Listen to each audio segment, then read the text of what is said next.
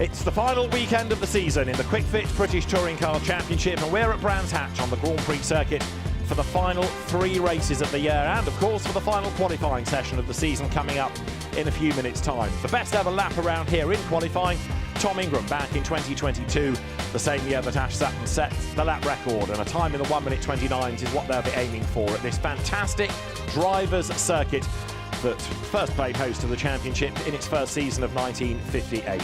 Jake Hill and Tom Ingram come here jointly tied on points at the top of the title race ahead of Ash Sutton, Dan Camish, Josh Cook and Colin Turkington. It was a post-race judicial that did for Jake Hill at Silverstone, cost him a place, and that meant that he and Tom Ingram tie on points. But Ingram kind of loses out as well, because it means that he will now carry the same hybrid allocation for qualifying and the races as does Jake Hill. In other words, 1 second, not 3, going into qualifying and the fewer number of laps. That's what happens if drivers tie. They take the allocation for the higher placed driver. So Tom Ingram slightly, therefore, on the back foot. It's going to be a really interesting qualifying session, though, no doubt about it. It's dry, thankfully. We don't always get good sunny, dry weather at the finals weekend at Brands Hatch. The drivers split into the 2 groups then in anticipation of qualifying, and all of this building up, of course, to deciding who's going to be champion tomorrow, with a point on offer for pole position. But we're going to get one champion crowned at the end of this session, and that is the Goodyear Wingfoot Award winner. The Goodyear Wingfoot Award is based on points scored across the qualifying sessions, and it is Colin Turkington here who has an 11-point advantage over Tom Ingram. Dan Camish third ahead of Ash Sutton, then Josh Cook, and it is Jake Hill to round out the top 6. So as far as the championship is concerned, it is all eyes on Jake Hill and Tom Ingram. We know that qualifying always throws up a few surprises, and in the next hour or so we'll find out which big names drop out. We'll find out which are the surprise drivers that perhaps progress further than you might have anticipated. But all eyes on Jake and on Tom. And to get their thoughts a little bit earlier on in the day, Tim Harvey and Louise Goodman caught up with them during their traditional pit lane walk. So, Tim, 27 races, 9 race weekends in, and it all comes down to this. One day, well, I was going to say 1 day, 1.5 days, actually, because obviously we've got qualifying to come to decide this championship. I just love this weekend. I know you do too. Yeah, I do, and I know we look at timesheets, we look at results, and that gives us our order and everything. But for me, it's the personal side of it. These guys live and breathe this championship. They have done for years, as we know, and the build-up to this weekend is huge. So emotionally, you're so invested in it that inevitably there are demons going on in your head. How confident are you? The best thing is when you get in the car and you're back in your own zone and you can do your own thing. But the build-up emotionally and mentally is huge. Listen, I get emotional about it, so I can only imagine how the drivers are feeling. We've got an unusual situation this weekend heading into qualify. First time we've got both the drivers, Tom and Jake, identical points, therefore identical 1 second of boost heading into qualifying. What impact is that going to have, not just in qualifying, but heading through into race 1 at this Grand Prix version of the Brands Hatch circuit? Well, I think they're probably glad they're here and not back at Silverstone, because it was such a penalty there. There was so few corners, only 3-4 corners for the drivers to make a difference. Here, at least, a good car and a good driver can overcome some of that deficit in boost. Yes, a good car and drive with boost or 15 seconds in quali will have an advantage, but these guys can really muscle these cars round and negate some of that deficit. So I don't think they'll have a problem in the first stages of qualifying. They're not going to be mired down in 15th, 16th place, but getting it as near the front as they can is still going to be an ask. Well, they just happen to be loitering around. Who would have thought? So let's bring them both in. Thomas with Banana. Jake, come on in the middle. Let's get the two of you together. We always catch you at lunchtime, don't we? This is an amuse-bouche before lunch, you see. Excellent. Yes. Are we pastoring today? I think I might treat myself to some pasta. Yeah, why not? A bit of pasta, a bit of chicken. Do you get any fancy lunches? What do you get? Pesto, pasta and chicken. Pesto? Yeah. Yeah. Very posh. I want to talk about the fact that you two have been racing against. I remember you both when you were a lot smaller and you were a little bit smaller, competing against each other. Smaller? I don't think I'm Well, all right. But racing against each other in Ginetta Juniors, you guys have been going head-to-head since you were, 14 years old? What does it feel like to have spent all of that time competing together, but now actually be going head-to-head for this championship? Does it make a difference? I mean, it's nice that we're here, aren't we? You know, literally 15 years on, and we're still doing it, and we're fighting for a title again. I mean, it's. I think we know each other quite well now. Reasonably. Yeah, I would say. So it makes the racing ever more interesting, you know. And yeah, come tomorrow, one of us is going to be crowned champion. I think Jake's absolutely hit the nail on the head. It's quite nice that Jake and I have kind of grown up in this paddock, in this, you know, within Genetti Juniors and the support series, both kind of wanting to get to this point. And it's really nice now that it comes down to Jake and I. Jake's obviously raced against various other people, as have I. Ash has been in the mix. Colin, you know, we've raced with no end of people over the years. Yet somehow Jake and I always seem to end up racing against each other, be it at Goodwood, be it at whatever it ends up being. It always ends up being Jake and I together. But you know what? I like that. I like racing with Jake. As I say, we've raced against each other for so many years now that Jake knows my next move. I know Jake's next move. But it's good fun. We've got a lot of racing respect. Does he want to beat me? Of course. Do I want to beat him? Of course. Yet we'll still be very respectful and with have it with there as well. Does it make any difference that you know intimately how each other race, or do you know that with pretty much most of the grid, the guys that you're competing against in weekend out? I think, you know, once we've been doing this season, you know, this championship for a number of years and racing against the same people, you do get to learn their traits. You know, it does come quite quickly. You find out, you know, what people are made of and how they race, and so, you know, it does come quickly. Which begs the question, what are his traits? Oh, I can't be revealing that live on TV.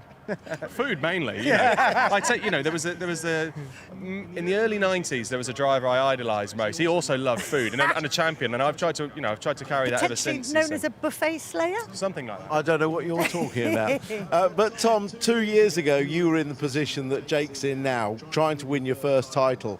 I think on the day I gave you a little bit of advice, if you can remember what that was. Drive really fast. You said something along those lines. If you drive really quick, you'll be all right. You don't want to pass it on to Jake, do you? Nah, he's all right. Jake knows what to do as well. And ultimately, if you're absolutely right. If we can grab it by the scruff and try to steal it, then that's the way to go about it. But realistically, we're not going to be doing anything different to what we would have been doing anyway, if you know what I mean. So we both want to go out. We both want to qualify on pole. We both want to win the first two races. So what I want to do is exactly the same as Jake. That's exactly the same as Ash. We all want to do the same thing. So it's going to come down to the fine margins. We know that.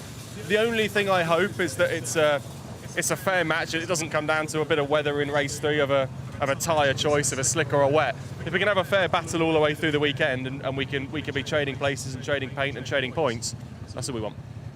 I mean, the only thing is it's a slightly different race this time because you're basically racing each other. Whoever's in front, you're coming with equal points. Whoever's in front of whoever is gaining points. So you're racing each other rather than everyone else. Or do you start with the idea, I just race as if it's a normal race and wherever Jake is irrelevant?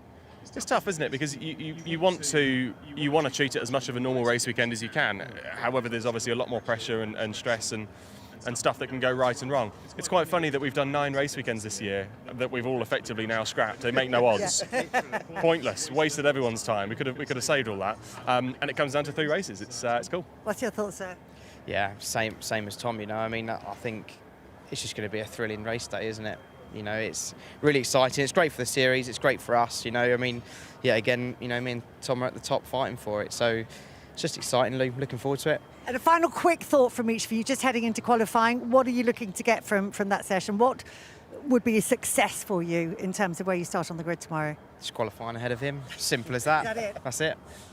Yeah, we'll see how the day pans out. I mean, you know, qualifying's not going to be the biggest thing of the weekend. It's going to be getting all 3 races out of it as well. So the big points are going to be on Sunday. So yeah, we're going to be looking at trying to outscore each other in qualifying. Ultimately, the big points are going to be scored tomorrow. Best of luck to you both across the weekend. Honestly, Best luck to you both. Yeah, may the best man win. See you out there. Back to you, Banana. Now let's just have a look at who has what in terms of the hybrid allocation going into this. It is just 1 second a lap for Jake Hill and Tom Ingram. Green flag wave, Carl's released. 5 seconds a lap for Ash Sutton. 7 for Dan Camish, 9 for Josh Cook, 11 a lap for Colin Turkington, 13 for Aaron Taylor-Smith, quickest in FP2, and everybody else on 15, which around the hills here, with lots of climb, it is going to make a difference, that hybrid power. So we'll find out how jumbled the grid we get. Q1, Group 1 is underway. Let's just have a look at the groups as well, just to explain who is going to be against whom based on the order at the end of FP2. So Group 1, Aaron Taylor-Smith, Ash Sutton, Tom Ingram, Rob Huff, Adam Morgan, Andrew Watson, Jake Hill. So the Ingram-Hill battle starts here now in Q1 Group 1. Josh Cook, Sam Osborne, Dan Zelos in that first group. Josh Cook having had a water pump drama in FP2. The second group, Mikey Doble. So it was a good session, FP2 for Power Max Racing. He's got Dan Rowbottom, Aidan Moffat, Tom Chilton, Colin Turkington, Dan Camish, Daryl DeLeon, Chris Smiley, Scott Sumpton and Nick Halstead for company. Right, qualifying is underway.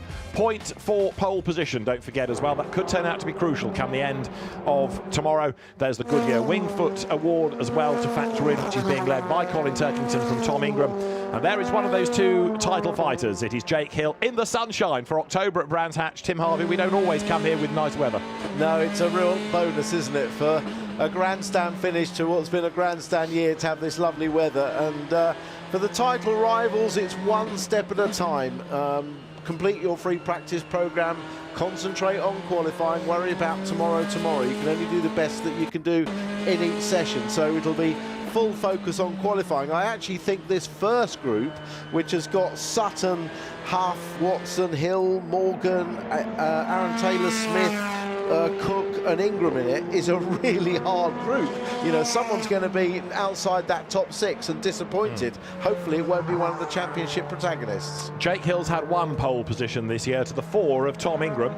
We know that Tom absolutely flew at Silverstone. He was really laid back, really confident this morning, taking it all in his stride. He's got that slight advantage. He's won it before. It's perhaps less stressful. Of course he wants to win it. I'm not suggesting for a moment he doesn't, but he's been there before. He knows what to do.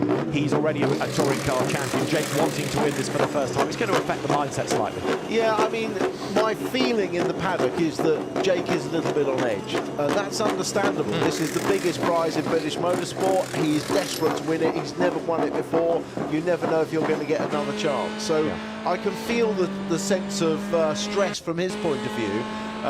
And Tom looks very calm, very confident. He said to me that the car felt absolutely great. It hit the ground running. Well, remember 2 years ago in 22 when he won the championship and he took pole by something like half a second, yes, and the car was absolutely ballistic. I'm not saying that's going to happen again, but he's in a very good place at the moment. And he and Spencer Aldridge, his engineer, as ever, have gone through all of the data and again and again and again and tried all sorts of different things and looked at it and analysed it. So they're in a confident place as well. But first of all, they've got to get through into that next part of qualifying, and we are down to 6.5 minutes of Q1 Group 1. We don't yet have any proper representative lap times, but we will get there once the cars come through at the end of their next flying lap. 1 or 2 of the front-wheel drive cars may well have done a tyre cross. As ever, we look to the rear-wheel drive cars first of all. 10 cars are on track and 6 will progress. Yeah, Hill and Osborne, the 2 BMWs, sorry, Hill and Morgan in there. I don't think Osborne swapped groups or cars for that matter. And Napa BMW, there's a thought. Yeah. But they're the BMWs that will set the initial pace. I'm expecting that qualifying record could go. We've got good conditions here today. The cars are the fastest they've all been all year. They're the most tuned and refined over the setups for the year. And we've got the soft tyre in play for qualifying. And you're on board with Jake Hill then, coming out of Surtees onto the Grand Prix loop. Adam Morgan does a notional start-up time, and we'll see whether anybody can improve on that best ever qualifying lap.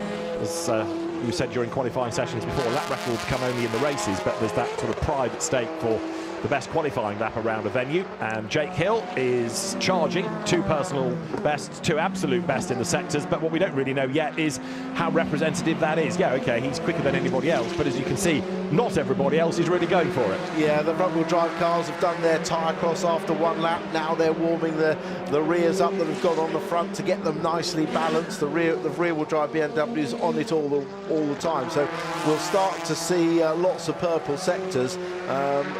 They were only a 10th off that qualifying record this morning. Aaron Taylor-Smith only a 10th off the record, so that's why I expect it'll go. Certainly I think they'll be quicker than the pole man last year, which was Ash Sutton, of course. He did a 1:30.2 last year. Jake Hill then is about to break the beam, and he goes through to go on to a 1:38. No improvement on that lap, although the fact that he had lots of purples still wasn't as quick as Adam Morgan. Morgan's done a 1:35, Yeah. so we're still a good way away, but we know it takes the BMW 2 or 3 laps to bring the fronts in nicely. That's where they get their performance from. When the front's working on the BMW, it turns in really well.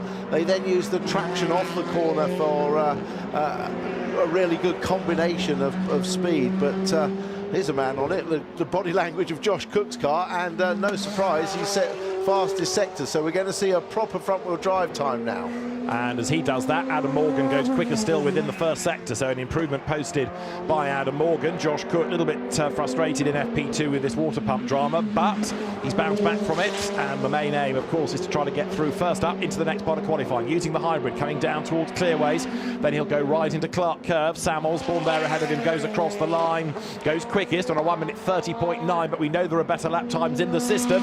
Here's one of them. Here comes Josh Cook then, up towards the timing line. He's about to break the beam, and he will do a 29.848 then.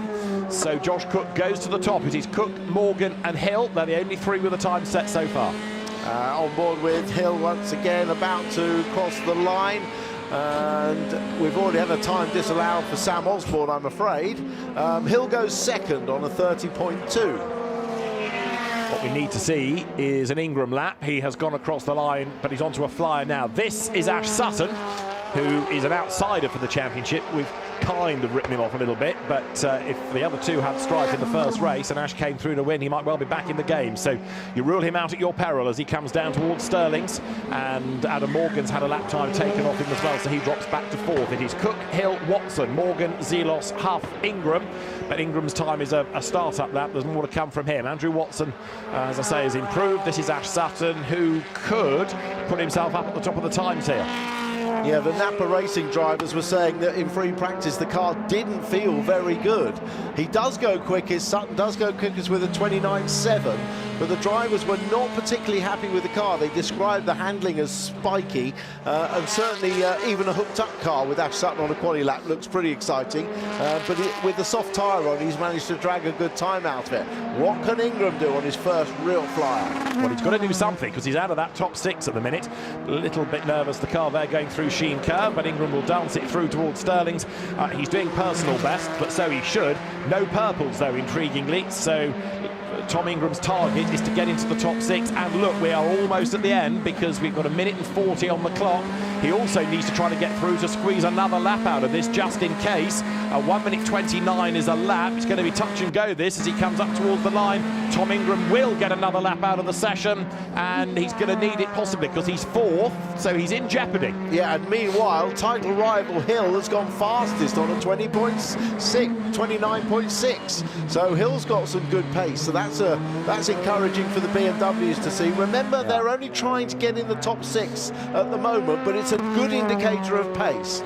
This man is the first outside the cut-off point. Aaron Taylor-Smith, if he gets in, he'll bump Rob Huff out, and he does so because he goes fastest of all. Aaron Taylor-Smith, 1:29.409, the fastest time. So Rob Huff down to 7th, and at the moment out. Andrew Watson out. There is Watson. Zelos out. Osborne hasn't got a lap time to his name because the one that he set that was of any value was taken off him for track limit offences. 46 seconds and counting on the clock, and drivers now eager to try to get through and start another lap if they can. Yeah, the time goes very quickly. The number of laps on this relatively long circuit, 1.5 minutes, don't forget.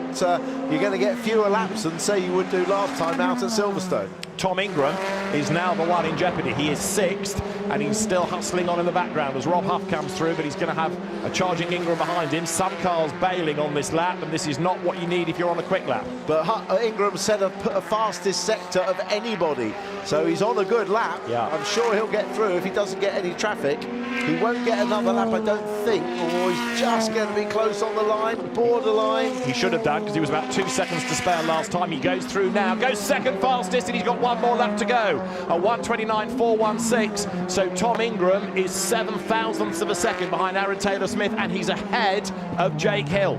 Yeah, so they've both got good pace, despite the lack of hybrid. Remember, they've only got 1 second to use. Their skill, their driver ability, the car ability is enough to overcome that deficit, if you like, against those with a lot more hybrid boost. Osborne, Zelos, Watson, Huff all got more boost. Now, this is Rob Huff's last roll of the dice. The man he's got to get ahead of is Adam Morgan. 7th is Huffy. Adam Morgan's already in the pit lane, so he can't respond. So if Rob Huff gets into the top 6, it will knock out Adam Morgan. Personal best sector 1, but down a little bit in sector 2. Yeah, hats off once again to Evans Howshaw, Powermax Racing. You know, Aaron Taylor-Smith and his teammate Mikey Doble will be out in the next group. They're doing a really good job, aren't they? But Ash Sutton goes fastest of all, 129.247, a tenth quicker than Aaron Taylor-Smith, and Rob Huff has a huge lose coming out of Sheen Curve, and that compromises the lap completely. Yellow in sector 3. It started off all right, but Rob Huff, I'm afraid, is not going to be able to improve, and he's not going to get through into Q2. Is he going to bail from that lap? There's no real point pursuing it, but he is going to get to the line just in case he can pull something magical out of the bag. Let's see. It's going to be a heroic effort in the last sector if he does get into the top 6. He does not. No, that's an incredible lap, though, by Ash Sutton. This is the... that was Ingram wide as well, wasn't it? Yeah, there must have been some dirt on the track, I think, going into the circuit. So all of them going wide. But Sutton, a great lap. You write this man off at your peril, don't you? So Ash Sutton, the fastest then, by just over a tenth of a second. 129.247 being the time, best time of the day. And Ash Sutton much quicker than last year's pole lap. So he's fastest, he's through, along with Aaron Taylor-Smith, Tom Ingram, Josh Cook and Adam Morgan. Those are the drivers who will progress to Q2. But, of course, we will find out which 6 join them once we get to the end of the second group for qualifying. There is Ash Sutton then turning his way down into the pit lane. 0.162 of a second, and then 7 thousandths being the margin between Aaron Taylor-Smith and Tom Ingram. Ingram out of the car, so while he's got a little bit of time, he can uncoil himself from behind the wheel, have a drink. Jake Hill sits and thinks about life, 4th, but behind Tom, and that will play in his mind just a little, perhaps. So, Group 2 getting ready. Let's have a look at the results of Group 1. Ash Sutton the fastest, Aaron Taylor-Smith second quickest from Tom Ingram. The other 3 that will go through, Jake Hill, Josh Cook and Adam Morgan. We lose both of the Toyota Gazoo Racing UK entries of Rob Huff and Andrew Watson. We lose Dan Zelos and we lose Sam Osborne.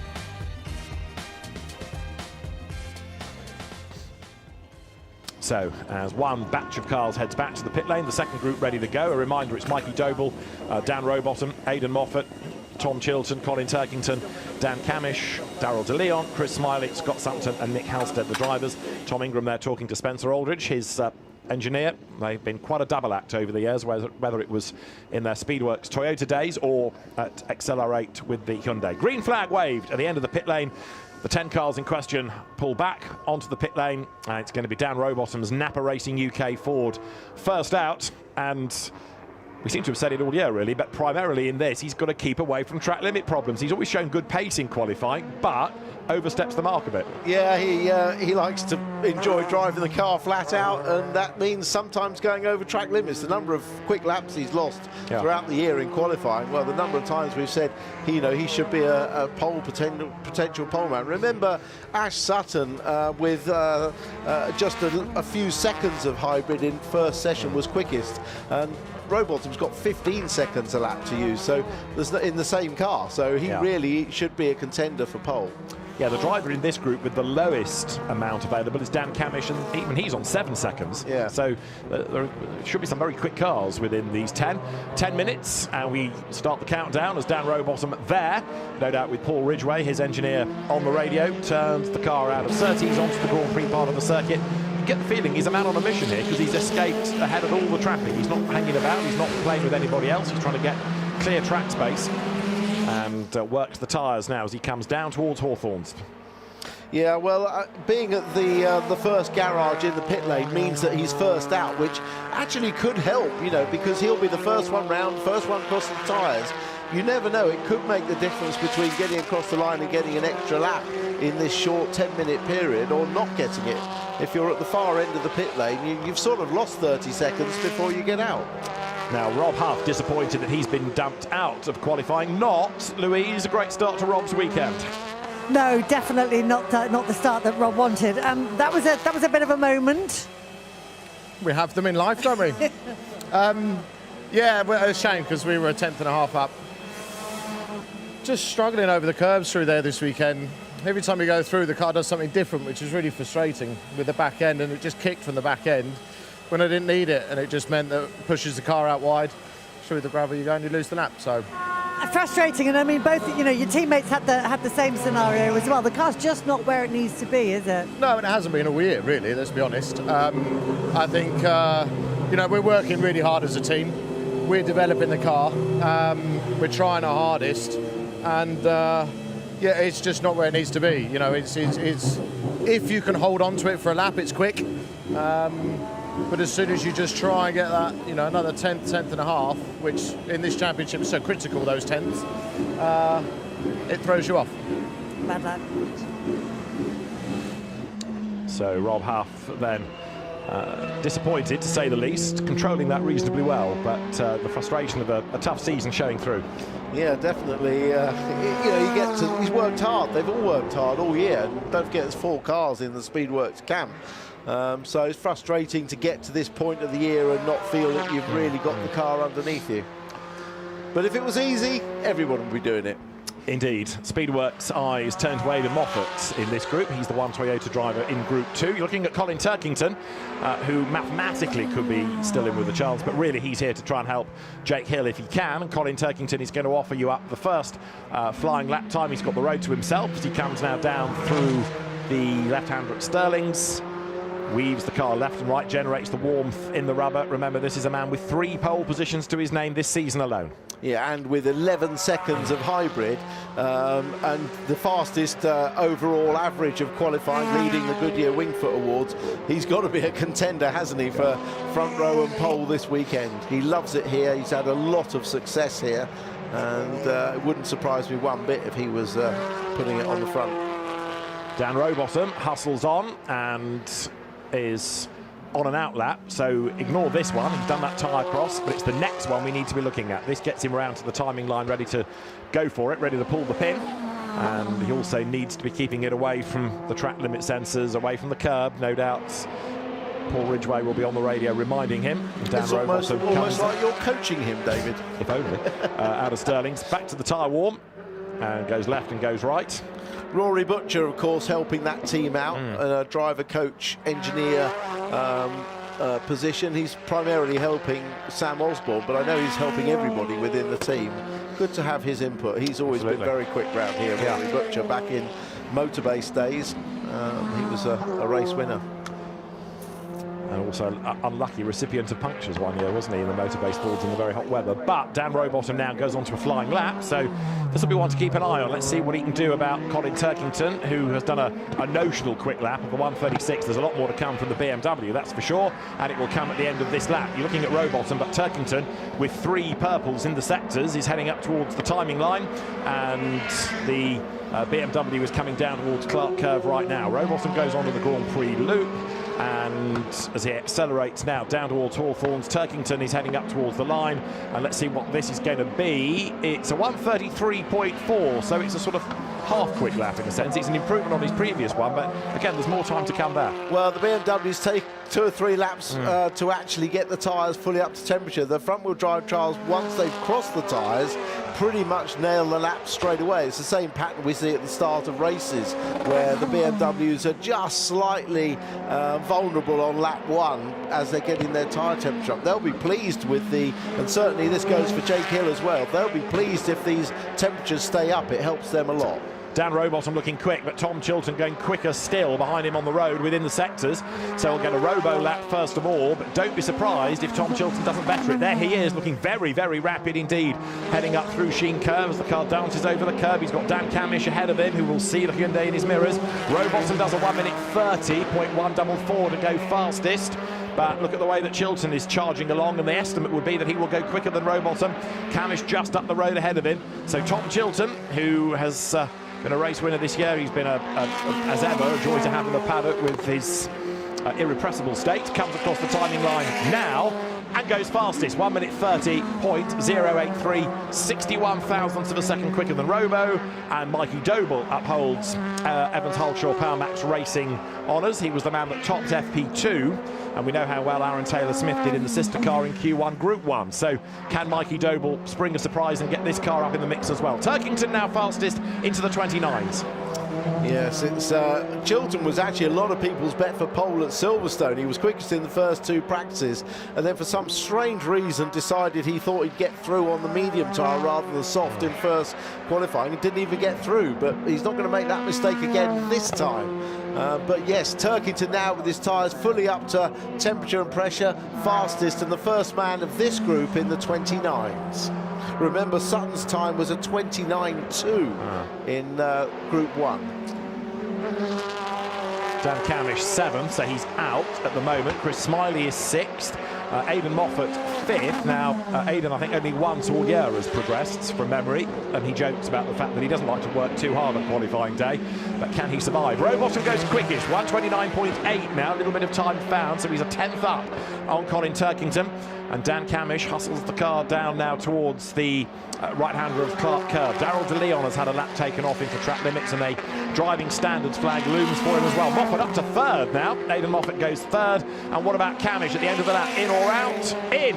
And that means out goes Chris Smiley, bumped down to 7th for restart racing. Yeah, then Chilton's in right behind Camish. He's been behind for a couple of laps, hasn't he? And I think he's probably being held up a little bit, in fact. But of course, if he backs off, he loses a whole lap of lap time, and he's not much time to go. 1 minute 34, so basically a lap from now. Turkington back to the top. Darrell de Leon back into the top 6, so Camish bumped out again. Camish, Smiley, Sumpton were out, but Camish has just put himself back into the top 6. Chris Smiley back out again. Darrell de Leon losing his lap time. That's the reason for all of that. So that's 2 that Darrell de Leon has lost, and that matters now because you can see, and it's not the only time we've had it all season, you start throwing away laps, you lose out in qualifying completely. Mikey Doble up to 2nd, so it's Turkington from not Mikey Doble. Lap time disallowed, falls off the timing tower. Try again. Turkington, Rowbottom, Moffat, Chilton, Doble, Camish, the top 6 that will progress, subject to anything else people do with track limits. Yeah. So close. The way those cars ride the curb on the inside of Sheen Curb there, you can see what Rob Huff was talking about the car reacting differently. Darrell de Leon's done an absolute best, and normal service has been resumed because it says on the timing screen, number 32, lap time disallowed. That means Rowbottom. So Dan, I'm afraid, has done it again, but he's already 2nd fastest, so it probably doesn't matter very much at this juncture. 20 seconds on the clock as the Camish-Chilton battle goes through. They're still in the same order. They still are almost inseparable. Darrell de Leon, on the prediction here, is that he's going to get himself into the top 6, might even be 2nd fastest, assuming he hasn't run it wide over the curb anywhere on this lap. And if he gets in, it will push Mikey Doble out of the top 6. Can we get Darrell de Leon through? He breaks the beam now, and Darrell de Leon's lap time puts him 3rd as he takes the checkered flag. He had a nice little toe there from Chris Smiley as well, but that's a fantastic lap by Darrell de Leon. Let's hope he gets to keep this one, but as you say, it does mean that Mikey Doble, who was quickest, or 2nd quickest in the free practice, is possibly going to be out. And he's crossed the line, and he has improved to 2nd. Doble is up to 2nd, which means that Chilton is now 7th. Chilton could be out.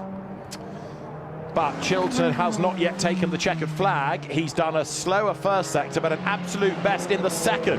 Here he is. So if Chilton gets himself back in, it is going to be at the expense of Dan Camish, who has let him pass. Yeah. Camish has now let him pass, and he's going to probably pip him.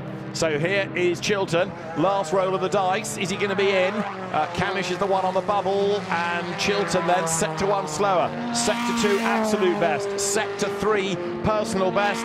Sector 4 will make or break, and as he crosses the line, it is going to be a lap that puts him 7th. He didn't improve. He missed out because he was slower in the last sector. But Dan Camish has just lost a lap. It was lap number 6. Dan Camish's best was on lap number 5. He's safe.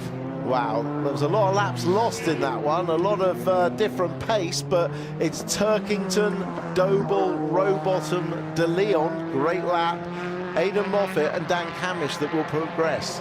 And Tom Chilton, Chris Smiley, Scott Sumpton and Nick Halstead that sadly won't.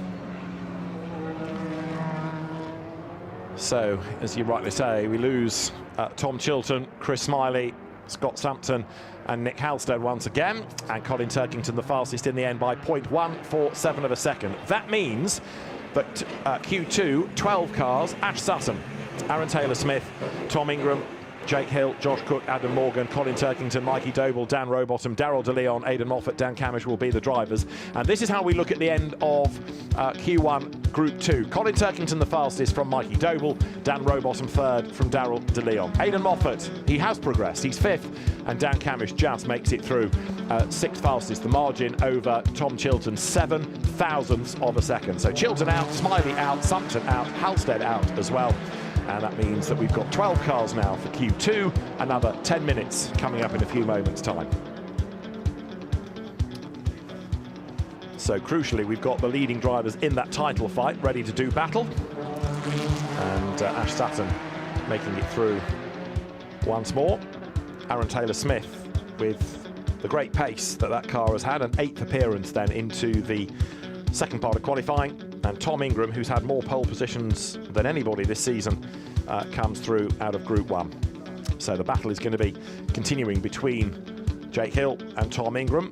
But Ash Sutton, knowing in a sense that he's nothing to lose this weekend, you know, we're concentrating on Tom and Jake. Ash mathematically could still do it. He's very much the outsider, but you know, he's got nothing to lose. He just goes for broke here. Yeah, absolutely. And when Ash has got nothing to lose, then it's when you possibly see the absolute finest. And certainly he was the quickest in that two groups. Daryl De Leon has done a great job, and he's with Louise. Darren, a couple of nervous moments there, losing laps, but a good result in the end.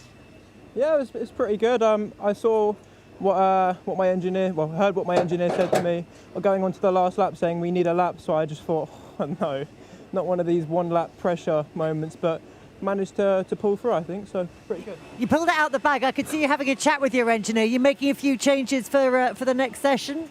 Yeah, we lost a lot of time in free practice 1, and we've just been on the back foot really. But we're just gathering information and going forward, which is good to see. So what are your thoughts? How high up can you get in next time round? Sorry, what was that? How high can you go? I'm not sure, to be honest. I thought that was pretty quick, but I'll try to push on more, but pretty happy with it so far. Well done. See you later. So Daryl De Leon progresses then for the third time this season into Q2. Aidan Moffat for the second time this season. And we'll have the cars back on track very shortly. Of course, qualifying this weekend with carryover tyres as well. So although we're concentrating as ever on times and hybrid, there's the tyre element to factor in, although that's when life becomes really complicated. And with only 10 minutes to go, teams now trying to make sure they've got exactly the right tyres on, which will be softs, ready for these frantic 10 minutes. And the road just slightly busier now, more cars. Yes, and yeah, more cars, still the same number of laps available, which is limited. They'll be able to use some slightly better tyres now. Remember, they can carry over tyres in these last 3 races, so they'll be carrying over some soft tyres that maybe weren't used at Silverstone because of the rain. And looking at the chart of who's got what, Ingram actually had 8 soft carryover tyres. Hill only had 4. So it could be that Hill will have to dip into his 4 brand new ones that are allocated for racing as well as qualifying tomorrow. So one set for Jake Hill of carryover as the green flag is waved. Out they come. And very few stragglers, if any. Everybody wanting to be out there, get the warmth into the tyres, get on with the programme. Definitely, yeah, very much so. But again, these warm temperatures will be good for BMW. Although Turkington actually would have only been 3rd if he'd been in Group 1 with the time that he did, even though he was fastest in Group 2. Sutton and Ingram were the 2 quickest. But we often say that Q1 is about not being slow. Now it really is about being quick and getting through, because we're going to lose half the drivers from this middle part of qualifying. You're riding on board with Ash Sutton coming down then now through the left-hander at Graham Hill Bend. Tom Ingram concentrating on his session. And as he accelerates uphill. This is Jake Hill going into Surtees then in the BMW. Slightly slower than Tom Ingram in their group from earlier on in the day, but that's a table that can be turned in this session. And the advantage that the Group 1 runners have is they've had a little chance. We saw Tom Ingram out of the car after. They've had a little chance to get out, talk to the engineer, even make some little changes to the car, which those in Group 2 would not have had time to do before this session. But the other thing is that those that were at the front in Group 1 know that probably if they could repeat the same time, they haven't got to go any quicker, that would be good enough to get them in the final 6. Jake Hill in traffic, but he's got Colin Turkington behind. He's just getting through the Fords. That's going to be the Fords will dive in the pits, so they'll clear the way for him. And there, Colin Turkington accelerating now up towards the line. Adam Morgan behind Jake Hill, in fairness. Right, over the line comes Turkington then. Expect the front-wheel drive cars for the pit lane, although I'm not seeing many takers. There are some, but not everybody yet. Looking down from the drone, that rather flattens Brands Hatch. They come up to Druids. So Colin Turkington on his own starts a flying lap, but as Tim made the point earlier on, it'll take 2 or 3 to get to an absolutely flat-out BMW qualifying lap. Yeah. Moffat, the only front-wheel drive car who stayed out. And De Leon, yeah, as well. So Colin Turkington, Adam Morgan, Jake Hill, all 3 of the BMWs on track. Tyre cross for Tom Ingram.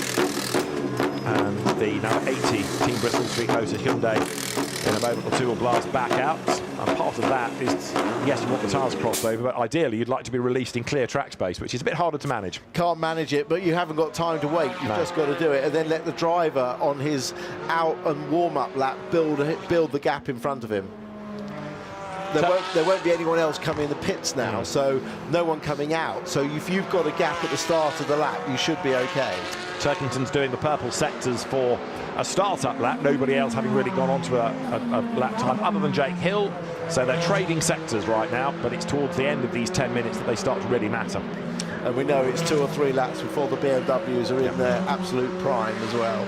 2 Power Max Vauxhall Astras are set to return to the circuit. They are coming out now. Adam Weaver, reflecting earlier on in the day about the Independence win, was saying I'd trade all of that for an outright race win. And Aaron Taylor-Smith still reckons he's got it in him, and he's been on the cusp of delivering all season, so you never know. You definitely never know. It could very well be this weekend. Things have a habit of I won't say going pear-shaped, but being very unpredictable at the last meeting, don't they? Indeed.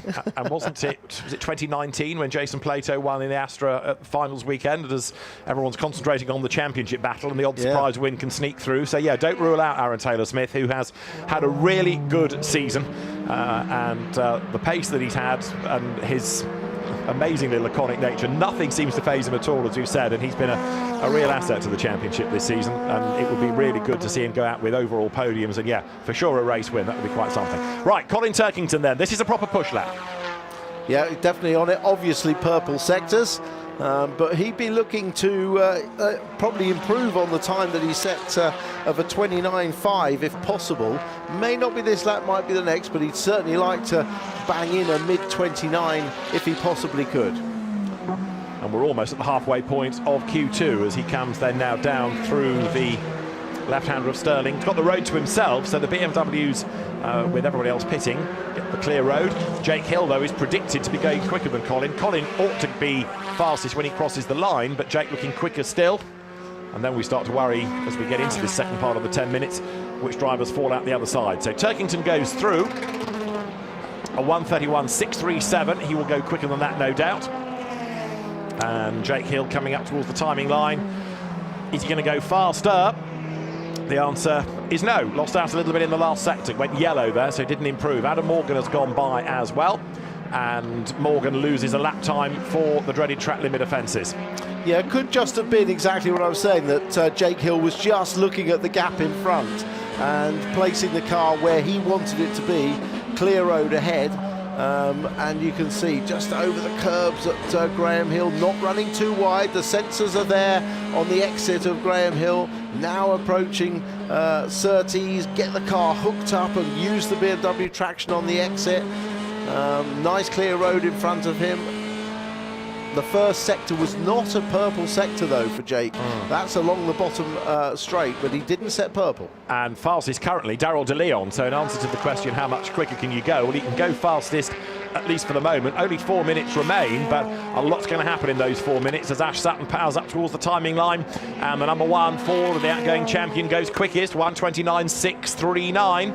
What did you say at the end of Q1? You write out this man at your peril. Well, yeah. yes, indeed. He's there again. He's backed off. He's backed off after that lap, which is interesting. I think that will probably be enough to get him through, but it's not as quick as he went before. But the margin over the rest is 1.5 seconds. Now, I know that's going to dwindle as we get to the end of the next 3.5 minutes. And already Colin Turkington has gone quicker. So Colin Turkington at 1:29.431, 2/10 up on Sutton. Taylor Smith goes third. De Leon is fourth. Rowbottom fifth. Moffat was sixth. Jake Hill now goes second. And Adam Morgan goes top. So it's Morgan, Turkington, Hill. BMWs 1, 2 and 3, they're in their happy place. Yeah. Meanwhile, we've got some times being disallowed. In fact, Adam Morgan's time's been disallowed. Camish had a lap disallowed as well. Right, so that means that on the cusp, on the bubble, is Aidan Moffat, and Dan Rowbottom is 7th. The margin between them, 3/10, and Tom Ingram is the wrong side of that top 6 cut-off line, but he's not really done a proper lap yet. He's only done a 1:57. So Ingram's the man to watch now to try to get into the top 6 with Jake Hill second. Pressure's on Ingram now with 2.5 minutes on the clock. Yeah, we know he can do it. We know he can deliver with just 1 lap left if he needed to. He did a 29.4 for comparison in first group stages. And this is Ingram through the traffic up towards Hawthorne then. Road goes right, slightly climbs. And that's Rowbottom having had a moment. That's coming out of Sheen Curve. He's done a half, hasn't he? He's had a big lose coming through this part of the racetrack. He's back on again, and Rowbottom was 7th. He's now down to 8th because Camish is into the top 6. Fortunately, though, it means there's no yellow flag and no one's been impeded. Look at the skid marks. And he actually ended up virtually on the turn into Stirling. So he would have had a big moment there, Dan Rowbottom. Hopefully we'll see if it... Taylor Smith to the top of the times. 29.4, Aaron Taylor Smith. By 1,000th of a second, look over Colin Turkington. That's how close it is. Tom Ingram for the top 6, crosses the line, and the answer is he's 4th, he's in, and that will push Darryl De Leon out. So Taylor Smith, Turkington, Hill, Ingram, Sutton, Doble. Currently, those that will go through, we're not done yet though, because there's still a lap time left in it. And this was Dan Rowbottom, whose car suddenly snapped away. It did snap very suddenly. That's what he said, was talking about that he'd never actually touched the barrier, miraculously. But he said the car was spiky, didn't he, on the handling, and that was about as spiky as it gets. But watching Ingram, the car hopping, skipping, locking brakes up, he was right on the limit. But remember, it's all about position. It's just about being in the top 6. Right, Dan Camish is still pressing on as well. Camish has done 2 personal best in the sectors here, and he has got to find 0.279 of a second to get back ahead of Darryl De Leon. Even that, though, wouldn't put him into the top 6. So Dan Camish, having run a little bit wide at Sheen Curve, loses outlook, yellow in sector 3. So Camish to the line. He'll get 1 more lap if the tyres are willing. Yeah, 1 more lap, but he needs to place against Sutton. His teammate has gone quickest. Incredible. He is the man when it comes to putting in a lap, isn't he? I mean, with just only the 5 seconds of hybrid allocation, he's nearly matched the time he did before, and he's a 10th quicker than Taylor Smith.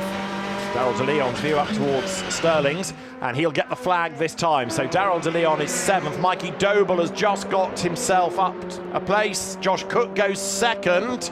And Tom Ingram is on the cusp. Tom Ingram is 6th now. Ingram's not taking the flag, so he might be able to do 1 more lap if he needs it. Jake Hill into the pit lane. That's Adam Morgan who goes through, and he ends up 9th. De Leon takes the flag and ends up 8th. Moffat's had his lap time taken off him, so that would drop him to 11th, so we lose him. And also a lap time disallowed for Aaron Taylor Smith, but it's not going to affect him progressing. No, he said his fastest lap on lap 4, and it was lap 5 that was taken away. But at the moment, Sutton, Hill and Ingram are all through. Yeah, Ingram 6th. Now Mikey Doble is still out there, but down in sector 1. Then it's De Leon and Morgan who've taken the flag. Camish is heading up towards the line, but he's had a sort of yo-yo lap with good sectors and bad.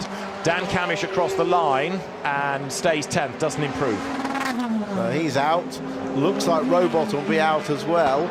Although he has just done a personal best in the third of the 4 sectors. And Ingram is still pushing just in case, and he's doing a personal best in sector 3. So the message has got through to Tom, I'm sure, that you're vulnerable, 6th, that if you can just get a little bit higher up in that top 6 for some breathing space, it will be gratefully received. Yeah, I'm sure it would. I don't think he's going to need it, but he's going to cross the line. We'll see if he does improve on this lap. And he did not. He was just about a 10th down, but he stays in provisionally and waiting for the last few cars to be through. And I think there's only Mikey Doble yet to take the flag. So it looks like Ingram has done it. So Sutton, Cook, Taylor-Smith, Turkington, Hill and Ingram are the 6 that go through. We lose Doble, De Leon, Morgan, Camish, Moffat, Rowbottom. So Tom Ingram has done it, but 6, that was maybe a bit too close for comfort. Yeah, but he's through, and with another set of tyres on, probably his best set, he'll give it everything, I'm sure, in the final rundown. So Tom Ingram will be getting the message that he has made it through. He'll want to know who else has gone through, particularly Jake Hill, who is 5th in the time. So Tom was slightly ahead in Q1, Jake's ahead in Q2, and Jake Hill ends that part of qualifying 5th. The margin between them, 22,000 to the second. So this is Q2, the order. Ash Sutton ahead of Josh Cook, 85,000 to the second between them. Aaron Taylor-Smith 3rd ahead of Colin Turkington. Then Jake Hill 5th. And the last driver to go through is Tom Ingram 6th. Then we lose Mikey Doble and Daryl De Leon. We lose Adam Morgan and Dan Camish. And we also lose Aidan Moffat. And after his big moment up at Sheen Curve, Dan Rowbottom. So some drivers will head back on track. Rowbottom heads to the local laundrette after that big scare coming out of Sheen Curve. The cars go through the technical checks at pit in. That's Dan Camish, as you can see, going through the ride height and the weight check. Behind him, Dan Rowbottom arrives. So the cars that are out will be checked. The cars that are in allowed back to the teams ready for Q3. Just interesting to note that 2nd, 3rd, 4th, 5th and 6th were all on a 29.4, literally on the same 10th of a second. Yeah. That's how close it was. And 11 of the 12 covered by just over 8/10 of a second. But yes, when you're talking about 85 thousandths being the margin, and the gap between Taylor-Smith 3rd and Turkington 4th being 1,000th of a second, it shows how close it is. Best sector times traded between Aaron Taylor-Smith, Mikey Doble, Jake Hill, and yet Ash Sutton's lap was so consistent that he got the best lap of the session. Incredible, yeah, incredible. So very shortly, the final 6 drivers are going to be released for the last part of qualifying for the last time this year. And now that we've had a season of this quick 6 format, your thoughts? I think I've enjoyed it. I love watching cars in qualifying where they're absolutely on the limit. And because of this format, we get to see a lot more quick laps. It means that drivers have to deliver 3 times, not just once. And I really enjoy it. More reaction from the pit lane from Louise, who's with Tom Ingram.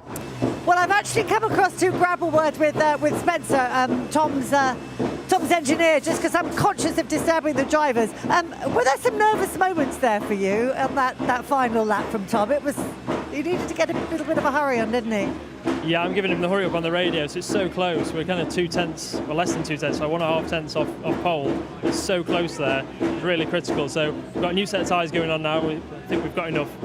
You've got extra new tyres in your back pocket as well versus Jake, haven't you? Is that going to be an advantage for you, do you think, in this final session? I'm hoping so. Yep. Okay. Something more important is going on, so back to you guys. Yeah, probably just as well she didn't disturb Tom, wasn't it, at that moment, and that's good thinking, Louise. But I think you'll find that pretty much everybody will slap a new set of tyres on because they really, really need this performance.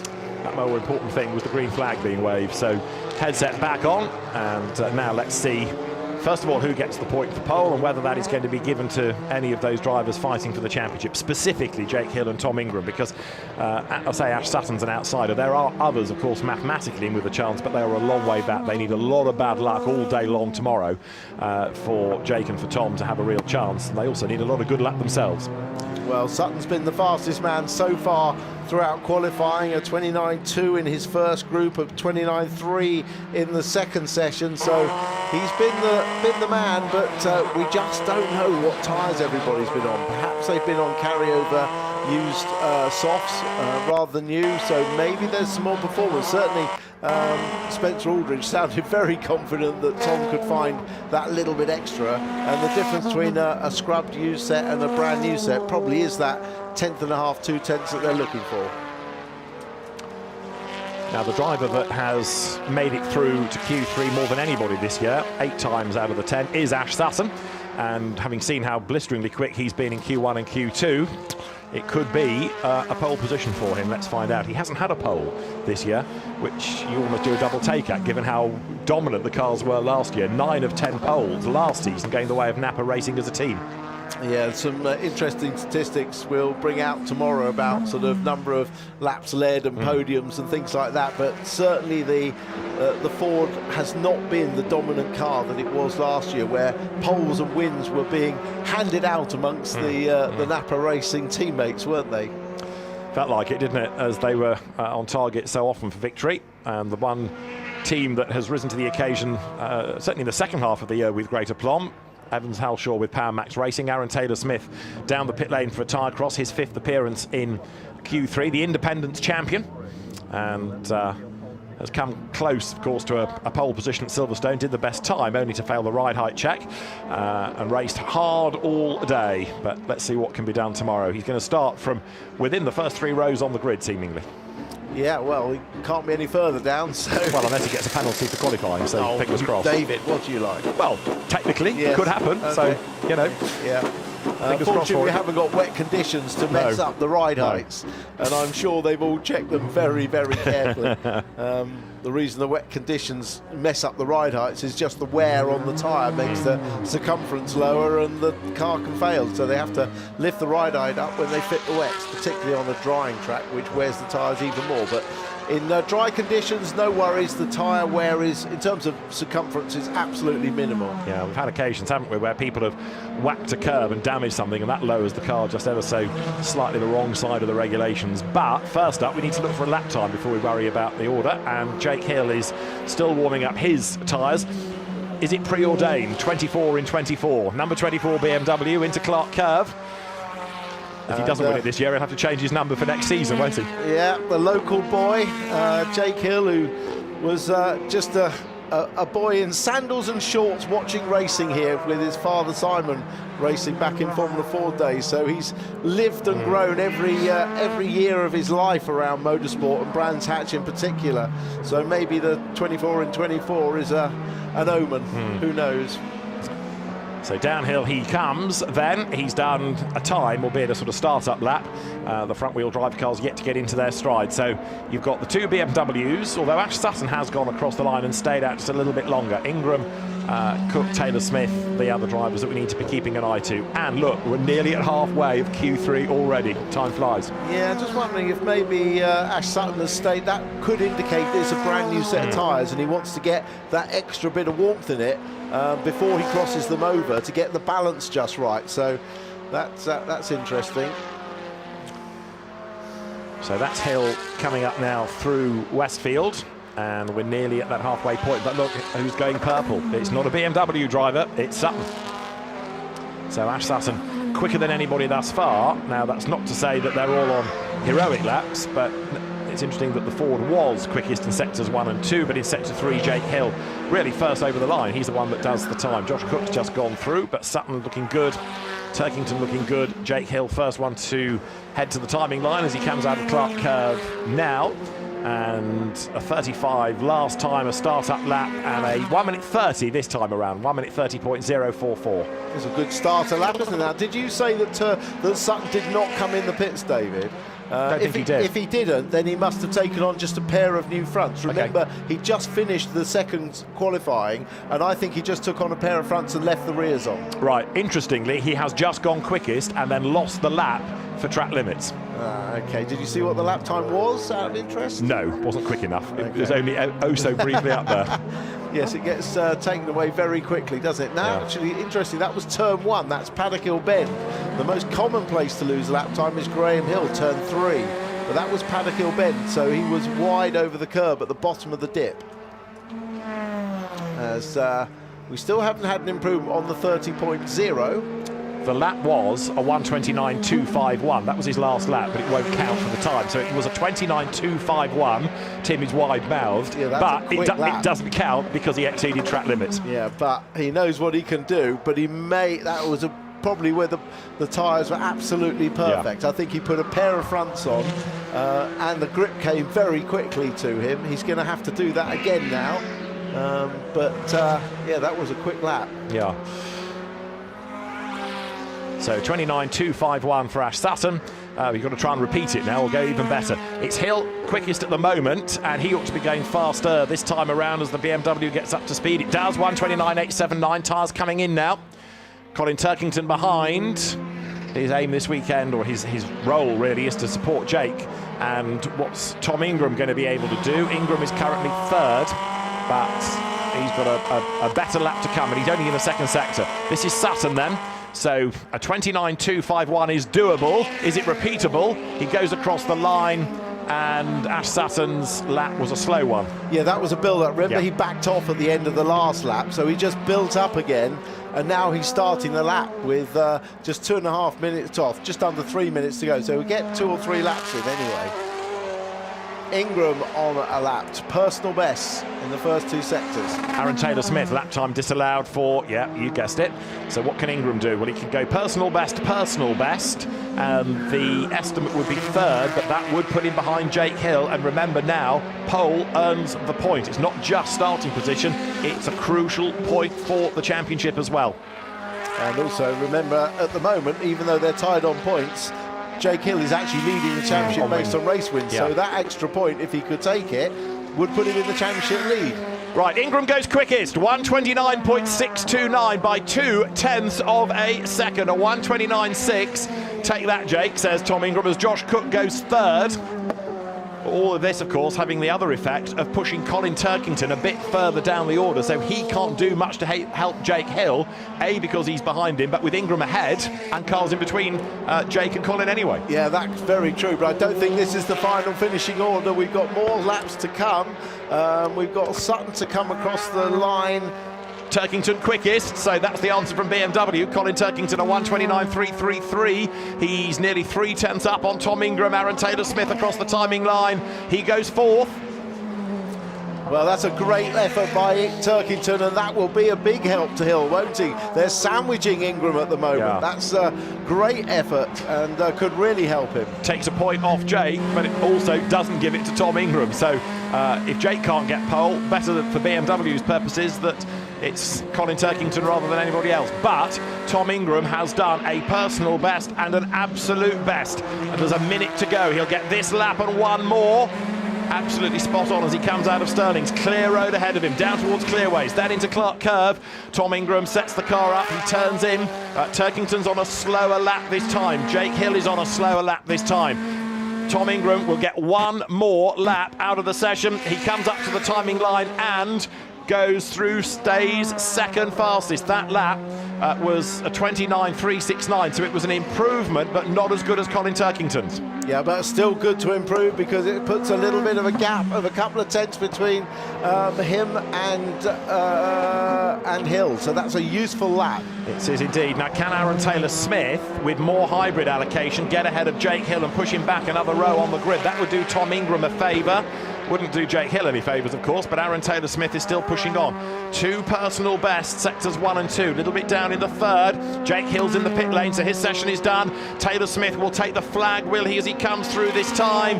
Aaron Taylor-Smith goes up to 4th ahead of Jake Hill. Aaron Taylor-Smith has gained a place. And behind him, Ash Sutton jumps up to 3rd with his flying lap.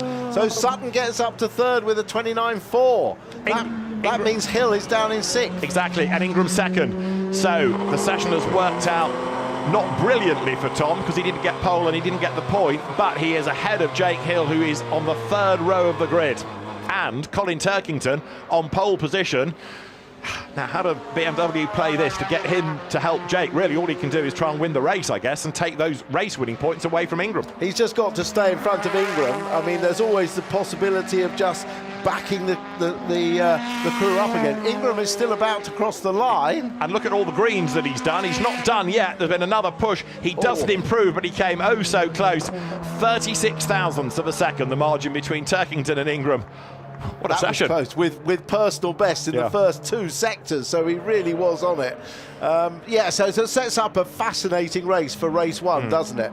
With Turkington trying to back the field up and help Hill get through. Sutton on an absolute charge, and Ingram happy to be in front of Hill wherever they're placed. Absolutely. You made that point in the interview earlier on in the day about racing each other or treating it as a normal race. Well, Tom Ingram will be very happy indeed that he's that bit quicker than Jake Hill. I mean, again, the margin's tiny. Aaron Taylor-Smith there, 5th, and Jake Hill behind. The margin 5 thousandths of a second. Jake Hill then will make his way down through the technical checks in the pit lane. Then he'll be released back to the team. Josh Cook is there. The car's under fair make conditions. So we'll have a look at the order in a moment. But Colin Turkington it is who takes a 4th pole position of the season to equal the number set by Tom Ingram, and in so doing to secure the Goodyear Wingfoot Award, no doubt, as well. We'll come to that in due course. The order is this. It's Colin Turkington quickest at Brands Hatch from Tom Ingram and Ash Sutton, up to 3rd right at the very end. That put Josh Cook down to 4th, Aaron Taylor-Smith 5th, and Jake Hill 6th fastest. Colin Turkington came into this ahead of Tom Ingram in the Goodyear Wingfoot Award, and he stays ahead of Tom Ingram. Therefore, so honours and silverware to the BMW squad. Colin Turkington coming out on top in that Goodyear Wingfoot Award based on qualifying sessions over the year. Big flash of the lights to Tom Ingram. He would have got the message that you're second, but crucially you're ahead of Jake, and it's going to be a happy Tom. Maybe Louise, and not quite so happy Jake. Well, let's ask him. I'm looking at the body language. He's not jumping up and down, put it that way. And he did get out and have a look at the rear tower as he got out of the car as well. So was everything all right there? Just had a very strange feeling in the back of the car. Happened at the very end of that Q2 run there after my quick lap I put in. So, I don't know, you have to have a little look, but it definitely felt a bit odd. But nonetheless, I'm happy, Lou, really. I mean, I know Tom's second, but at least Colin's on pole. And we're close enough to him. We're close enough to him. It's going to be fine. It's small margins, isn't it? And we know that these cars are fast starting. So it's as you say, it's only a few cars between you. Be fine. I'll get to him. Don't worry about that.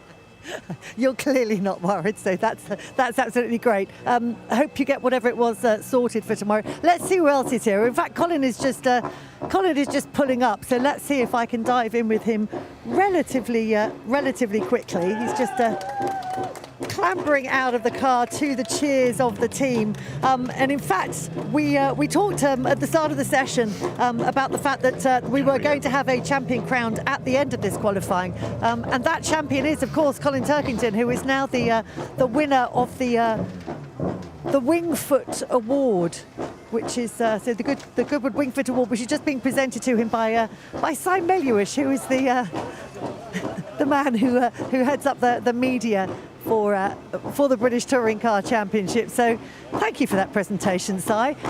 Let's dive straight in and grab a word with Colin. I mean, let's talk first of all about the pole position. That's an important one for you and the team, isn't it? Yeah, I think it's my 4th pole of the year. So it was important for me just to try and get the car up there, ahead of the main protagonists, i.e. everybody that Jake's fighting. It's obviously great to be on pole. I've put together better laps than that. I completed the lap and I thought, there's just a few little corners where I didn't quite get bang on, but obviously good enough. So so gives us a really good place to start from tomorrow. But everybody behind is going to be gunning for me. So, but. I'd rather be starting on pole and trying to dictate things than to be the one chasing. So so first part of the job done. It's going to be a very different finals day for you tomorrow, isn't it? Because for as long as I can remember, you've been one of the protagonists, one of the people who's in there with the hunt. So it's a very different job for you tomorrow. It sort of is, and it isn't. You never lose the same sort of nervousness and anxiousness before race, even before this qualifying session. You know, you're in the back of the truck and head in your hands, thinking, how's this going to go? So, you know, I think, and this applies to Jake. You know, the beauty is once you get in the car and put the helmet on, you know, all the sort of external noise goes away. So that's what he'll be looking forward to tomorrow. It's just getting in the car. That is the hardest bit when you're milling around before the race and everybody's just asking you how you're feeling. So yeah, you know, my job, you know, will be pretty much the same. I'll just have to go out there and race. You know, I think the best thing I can do is try and win the race. That helps everybody. So, but yeah, like I said to you yesterday, Louise, you know, we see where we are at the end of lap 1 and then adjust the strategy from there. And finally, show us your lovely shiny trophy, your Goodyear Wingfoot Award, a testament to your qualifying success this year.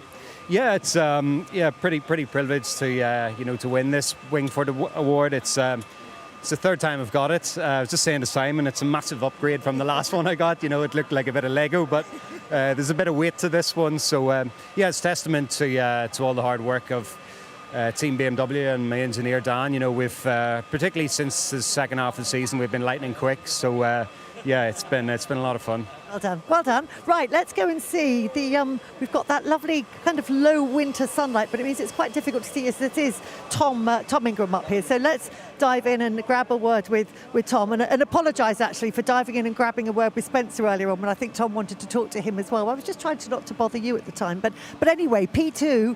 That's a good result for you, isn't it? That's a really good result for us. Yeah, really good result. So yeah, we can't be annoyed with that without a doubt. So I've said the cars felt fantastic all day today.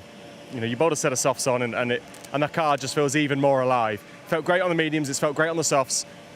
The Team Bristol Street Motors car, honestly, and all these guys behind us have worked so hard to make sure that every single weekend we've got a car that's feeling good, feels alive, it feels on edge. So it's a real pleasure to drive. It really is. Your tail's in the air. I feel like you're really buzzing, and that was only qualifying. I said to Spenny on the way in, I said I'm proper out of puff on the in lap as well, because you put so much into it as well. And around a lap like Brands GP, although there's a couple of longish straights, so you never really get a chance to breathe because there's always something to do. There's always something going on. So it is a hell of a rush to be able to drive a qualifying lap round here in a BTCC car around Brands GP into the finale. It's a really special feeling, and especially when the car's feeling as good as it is around a circuit I absolutely adore. Jake's going to be starting P6. Is that anything, any kind of a cushion for you? No, we'll see how the day plays out. I've said all along I'm not fussed. You know, the points are won tomorrow when, you know, in the races. So we'll just see how that plays out. Cool. We will see you there tomorrow. In the meantime, let's just grab a quick final word with Ash Houghton lining up P3 on the grid. Were you happy with that one? You were hanging it out there as always. I wouldn't say I'm happy. Obviously, losing a lap was a bit of a bummer, but obviously every session we were in, we should have ultimately topped. Yeah, Carl's mega. Obviously, Napa Racing UK delivered a fantastic car. It's just a shame that I think it was, I don't know if it was Aaron Taylor-Smith, one of the Vauxhalls, but they were in the way at turn 1. I just had to run a bit wider than normal and found track limits. So it was a bit of a shame, but yeah, overall, pleased with that. We're amongst it. Everyone's got a fight out tomorrow, and I've got nothing to lose. That was the lap, wasn't it? Because I think you'd only come in and swap the fronts, hadn't you? So you kept the rears on. That was absolutely the one to deliver on. So frustrating that was the one that got away. Yeah, literally we just stood here and said the quickest the car went was when it had 4 new tyres on. But obviously you come here with limited amount of tyres, and obviously we tried to make the best of a bad situation by putting just new tyres on the front, just new softs, and it was good for one lap as you saw, but just was overpowering for the rear axle for the rest of it. So yeah, like I said, pleased with the car. Car's phenomenal. Just a shame we lost that first lap. So your thoughts looking ahead to tomorrow, because obviously you're quite a haul of points behind. I mean, you're just going to lick it and send it, really, aren't you? 100%. I mean, our starts have been quite strong. We're not on the uphill bit, which is actually a positive. So if we can make a jump on Tom there, that'd be great. And then yeah, get stuck in. I need race wins. So if anyone wants to get in the way of that, then that's their choice. But I'm going for race wins, fastest laps a lot. We will see you out there tomorrow. Hopefully we'll see the sun tomorrow as well. Back to you guys. Louise, thanks. So that is our final qualifying session of the season. That is provisionally the order then that we will have, with at the very front of it Colin Turkington going into races tomorrow. If we want to just confirm that order of the whole 20 cars. It will be BMW at the front. Let's just remind ourselves, because at the end of Q1 and Q2, for example, there's obviously that story, but you kind of get wrapped up in what's going on in terms of who progresses, and you forget sort of who ends up where. But with one or two hard luck stories, Colin Turkington it is then that will top the times from Tom Ingram going into tomorrow, but it's going to be very busy behind as one or two lucky casualties of Q1 have to try to push forward, Rob Huff amongst them, and Dan Rowbottom being another. So Colin Turkington it is that will be the man to start from pole position, and he celebrates the Goodyear Wingfoot Award at the end of qualifying here. There's going to be more action from Brands Hatch very shortly, because the Porsche Sprint Challenge first race of the weekend is coming up, but the action continues for touring cars at least tomorrow over on ITV4. We'll be on air from 10:30 tomorrow, ready for all of the action to determine champions across the BTCC, Carrera Cup, Porsche Sprint Challenge. It's going to be a great day of racing. There are going to be some tears, whether that's of winners or of losers. Join us tomorrow then to see who is going to be crowned the 2024 Quick Fit British Touring Car Champion. If you want to watch the Porsche Sprint Challenge, then stay with us here. That's coming up in a few moments' time. Failing that, from David Addison, Louise Goodman and Tim Harvey, we'll see you tomorrow at 10:30. Bye for now.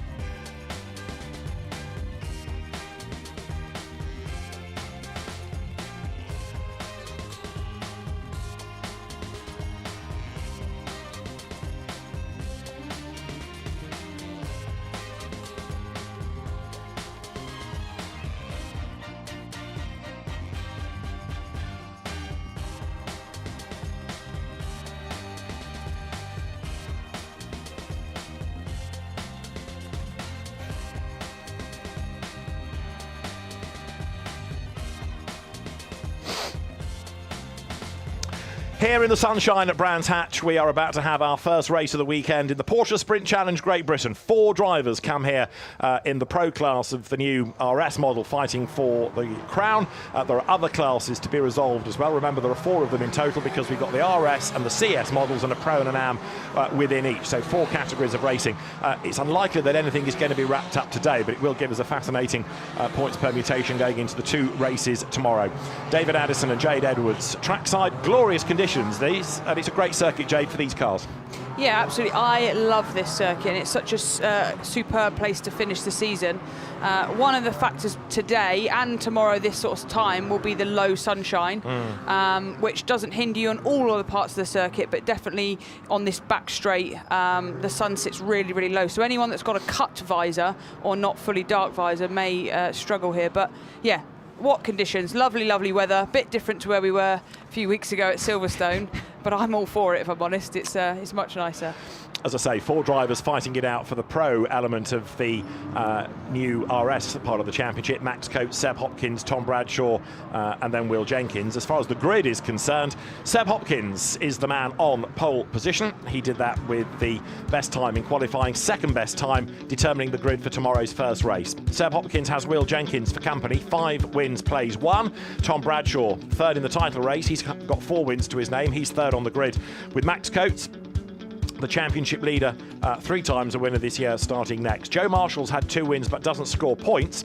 He will start on the 3rd row with Jacob Tofts for company. Jacob being the AM pole winner and indeed 6 times an AM category winner over the course of the season. Oliver Cossum starts 7th ahead of Ethan Hamilton.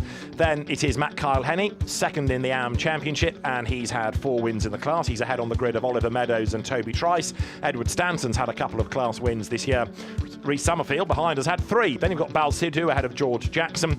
Then when you get to the older Club Sport models, Sam Harvey is 2nd in the Pro Championship, 6 times a winner. Next up, Ben Mulryan, who's had 5 wins, and the championship leader, Oscar Dix, who's had 4. Jody Sloss, new to Porsche Racing, comes next, ahead of Will Rochford. Jonathan Beeson, 5 times a winner in Club Sport AM. He's ahead of Darrell Wilson, who's had 6 wins, and Karim Sekat, who's had 3. Paul Porter has had a victory as well, and he will round out the grid as the cars now make their way up to the timing line. 1 by 1 staggered grid. And George Jackson is going to start from the pit lane, we understand, having had a spin on the outlet, did a bit of damage, and is making his way to the end of the pit lane, ready to start from there very shortly. The team just quickly assessing the damage there in the Nick Beaumont run car. That's your championship situation in Club Sport Pro. Coates, Hopkins, Bradshaw, Jenkins, and as ever, Jade, it's going to get busy. We've got a race to look for, and we've got a championship to factor in as well. Yeah, absolutely. We've seen the last few rounds, the racing's been really, really close and really competitive, and although there's a sort of a gap between sort of P1 and P2 in the championship, that can quite easily come down to absolutely nothing if one of them is to have an incident in this Saturday race. So yeah, it's going to be a really interesting race, and they're just about ready to get going. And it is going to be 20 minutes as we get set, ready to go. The drivers then look up towards the lighting gantry. Engine notes rise, lights change. A very slow start made from the 2nd row of the grid. I think that was Max Coates that bogged down a little bit, but as the leaders power their way up now towards Paddock Hill Bend for the first time. Good getaway by Joe Marshall. Very good start, though, by Will Jenkins from the outside of the front row. He's ahead of Seb Hopkins. It's Tom Bradshaw in 3rd place. Max Coates on the outside trying to gain back some of that lost ground. Weather drivers were caught out with the low sun. Looking into the lights, you'll have to find out post-race, but a really good getaway by Will Jenkins, and he's the man that really has to win this to keep his championship hopes alive. Yeah, Will Jenkins has had amazing starts, and Max going for the inside there, but not quite getting it done. But yeah, back to Will. He's had great starts in the last few races. I don't know if it was Max getting a bad start or Will getting a great one, but it looked like there may have been a potential jump start somewhere, because if it wasn't, it was absolutely sensational, and it's earned him the lead of the race, so fair play. Well, let's see if anything comes up from race control on the message line on the timing screens as the cars pour their way out of Hawthorns. Then that short straight up towards Westfield. 1 or 2 running wide in the background. Look up onto the curb, and the race leader then in the green and black colours, Will Jenkins, trying to break away from the rest. Now there, Joe Marshall versus Max Coates. The frustration here for Max is twofold. 1, he can't get past Joe Marshall and go after those ahead of him, and B, Joe Marshall doesn't score points anyway. So it's really frustrating for Max. It's kind of a battle he doesn't want to be in, doesn't need to be in. Absolutely, because someone like Max would sit there and go, okay, there's a car between us, but it's also taking points away. He's not. He's basically just losing ground and losing time. And look at the gap that he's losing now. So he'll want to get past Joe Marshall as soon as possible and start working towards that front pack. And equally, he will want to get past trouble-free. He doesn't want to stick his nose up the inside and risk any damage and be out of the race altogether. So this is on board with Max Coates.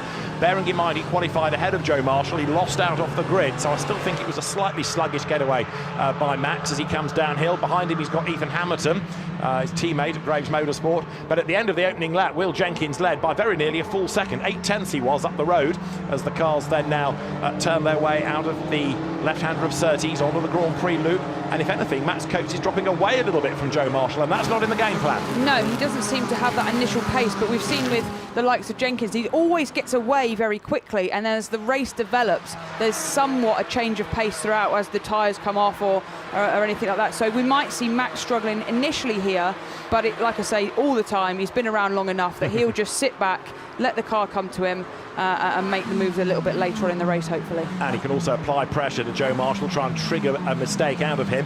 In the meantime, Seb Hopkins, second in the championship, second in the race. He's the other one to keep an eye to see what he can do about the overall race leader, which is Will Jenkins. Down they come towards Clearways. Coates back onto the tail of Joe Marshall, and he has a look up the inside, more in hope than in anticipation there, I think. Yeah, we saw a little mistake from Joe Marshall just on the exit of the penultimate corner, and Max now got a run down here. If he can get to the inside, he should be able to outbrake Marshall and into turn one and through into the next position. So yeah, good move by Max.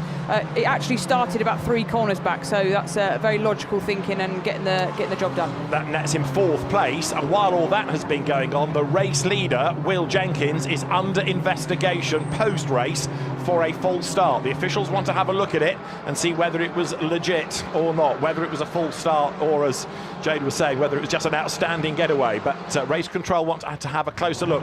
Here's the replay. Talk us through it. Yeah, for me, you see him move before anyone else on the grid. So Max does get a sluggish start, and it makes it look more extreme. But yeah, from where I can see there, it is definite a jump start from Will Jenkins. So all he can do now is get his head down, and yeah, he moves before everyone else. And yeah, he needs to get his head down now, build as much of a gap as he can, because if he does get a penalty, it needs to be minimised by that penalty that he does get. Yeah, ideally he needs to be 10 seconds up the road now, so he's trying to build that gap. Seb Hopkins will want to go with him as they come into Stirling's then. Out of that left-hander, down now towards Clearways, and this was what happened earlier on between Joe Marshall and Max Coates. That was Marshall's little error. Yeah, so I think Marshall stays on the inside here, but he then has another oversteer moment on the exit. You just see it there, and he just loses momentum. Max gets through the corner cleanly, gets a little run, thinks of it through here, doesn't make a silly move, thinks about his exit, gets the run. Marshall goes a little bit wide, he tucks into the inside, and away Max goes. So yeah, 2 or 3 corners back that started, and Max just used his brain there and didn't make any silly moves, and job done. George Jackson, incidentally, has not got into the race, so whatever damage they found was enough to put him out of it. Max Coates, in the meantime, up into 4th. Now, his last lap wasn't quite as quick as those ahead, but now that he's got clear road ahead of him, let's see what he can do about Tom Bradshaw there in the black and yellow colours for 3rd place, and Tom Bradshaw 3rd in the championship as well. So Max Coates, in terms of points, hasn't benefited, but where he has benefited is now that he can close up on people that he can take points from. Exactly that, and Max obviously come into this race with the advantage, so he doesn't need to do anything super silly or push too hard. He's trying to minimise the damage now from that sort of average start that he got, and just try and score as many points as he can to just keep that gap as small as possible. So yeah, he'll work away now to try and catch Bradshaw and then see what he can do from there. We're riding on board with Seb Hopkins. We're nudging 5 o'clock in the afternoon here at Brands Hatch, and from the onboard you can see how the light differs. You've got the trees, you've got the low sun. How much does that affect you in the car, or are you so focused on driving and looking at what's going on ahead you don't really factor it in? It does actually make a difference. You don't notice how dirty your windscreen is until you get this sort of autumnal low sunshine, and that's why I said about the drivers with the cut visors. It will make a difference because the sunlight's going straight into your eyes rather than those with the dark visors. Okay, it might be a little bit smeary, but essentially it takes that sort of tint off and it makes it a little bit easier. And you'd be surprised, it does make a difference, especially between the contrast between pure sunshine in your eyes and then straight into the shade. Your eyes are constantly having to adapt, so yeah, it does play a part. And in the classes, you've got Jacob Tofts at the moment ahead within the AM element of the RS division for the newer cars. It is Edward Stanton behind him, Reece Summerfield third.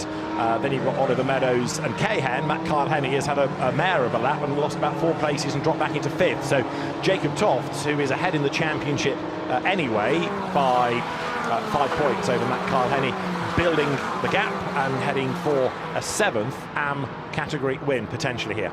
Yeah, and that's what I've often said about this championship is there's battles throughout, and you look at TSL, you look at the timing, but you have to be aware of those different classes, and actually there is races and championships, you know, throughout the grid, and that's what's brilliant about this category. Ben Mulryan leading the pro section of the older club sport models. Now he is about 13 points back from Oscar Dix, who is third in that class in the battle, so a win here for Ben Mulryan sets him up nicely for the final 2 races tomorrow. This though is Will Jenkins, who's just got to pull the pin and try and build a 10-second lead to be absolutely sure of a win. He comes across the line and the margin looks big, but it's only 1.9 seconds, and in a one-make race it ain't easy to build much of a gap at all. No, I think he gained about 2/10 on that lap, which 2/10 in a qualifying session is plenty for pole position, let's say, but in a race when you've got this penalty sort of hanging over you, 2/10 is not enough. He really needs to break away, which he's definitely trying to do. His car looks fast and he's not making any errors as such, but yeah, at the moment, whatever penalty he gets, whether it's 5 seconds, 10 seconds, he'll unfortunately drop back quite a bit. Max Coates, who from memory has never had a championship win, aiming to make sure this is a title-winning year. He's been a stalwart of the Toka paddock, remember, whether it's been Renault Clios or Mini Challenge of late, and he came into this with a 6-point advantage over Seb Hopkins, and right now he is still trying to gain ground. He needs to be back ahead of Bradshaw as they turn their way now through the right-hander of Westfield. Road drops away, then you've got that climb up through Dingledale. Yeah, I mean, we're seeing bigger gaps between the cars than we've seen in recent races. Max is working hard to catch Bradshaw, but Bradshaw's got a gap between him and the car ahead anyway, so they're all a little bit spread out. They'll all be thinking of their championship to a degree, but yeah, we want them to close back up so we can get that action-packed racing that we're used to. Also, the other good thing for Max Coates for the championship is that Seb Hopkins loses 6 points through penalties. So the final gap is that little bit bigger once you take the penalties into account. Good little fight going on here. The green car, Matt Kyle-Henny, coming up to have a go at Oliver Meadows, whose elder brother Michael was a Carrera Cup GB champion years ago. To the inside line goes Matt Kyle-Henny. Nicely done. Can he get the switch back on the way to Druids? Not quite. He thought about it, but he didn't quite have the momentum. He's going to go for a little cheeky lunge. Didn't do that either. So he's looking racy. He definitely doesn't want to give up that position, but it looks like Kyle-Henny's got a little bit more pace on him and built a gap already. So down through Graham Hill Bend goes Matt Kyle-Henny. George Jackson has now joined in, 5 laps down, but at least they can use the race as a test for tomorrow to make sure that the car is okay. Matt Kyle-Henny trying to rebuild after his dramas of a few laps ago. Still 1.9 seconds is the margin between Will Jenkins, who's got this penalty, or this investigation at least, hanging over him. We're at halfway and he's not 2 seconds to the good. Yeah, so like I said, whatever penalty is given, normally with a jump start is a time penalty, and normally it's actually dished out in the race, but they maybe just want to look at certain things afterwards, so they're going to do it afterwards, but normally it's a time penalty. Let's say it's 5 seconds, that drops him down into 3rd, 4th position already. Sometimes it's 10, and then he's right back in the mix. And we've got Ethan Hamilton off there, made a little mistake. Any contact? Looks like he's all right, just a little error coming up the hill. We had 3 or 4 touring cars going off there in the previous session, the qualifying session for the touring cars, and here Ethan Hamilton will arrive. He's already sort of understeered out. Yeah, he's already appeared on the grass, yes, didn't he? So he's made an error going into the corner, but with this particular corner you're going in blind, and there's next to no runoff, there's no room for error there, so if you're going into it crossed up or you've outbraked yourself, you're going to know about it on the exit, and Ethan definitely woke up at that moment. So and another one off the road is number 10, sitting in the gravel. That is Jody Sloss, new to the championship. Now that's beached. I reckon that's going to be a safety car, and that's really bad news for Jenkins because they'll all close up behind him. Same part of the racetrack. Yeah, so I wonder if there is something down there or something that's causing the cars to lose a little bit of control, because exactly the same as Ethan. She came into view sort of somewhat crossed up, so that's a shame for Jody because she's now going to lose laps. Deep gravel there, and I don't see that being anything but a safety car. So shame for Jody on her debut, but nature of the GP circuit, unfortunately. Yeah, indeed. So the circuit's going to need to be cleared. Part of the Aston Martin Racing Driver Academy is Jody. There you can see the car beached by the side of the road. She's raced in Formula Woman, she's raced in GT Cup. So the clerk of the course, Nigel Jones, will keep an eye on this and decide whether or not that car can be left there under a waved yellow flag. But it's a bit marginal, isn't it? For me, that you're too committed through the corner prior to where she sat, and she's only just on the edge of that gravel trap. Now, we've just seen 2 cars go off on the same lap. For me, it's too close for other incidents for it not to be in a bit of a dangerous point.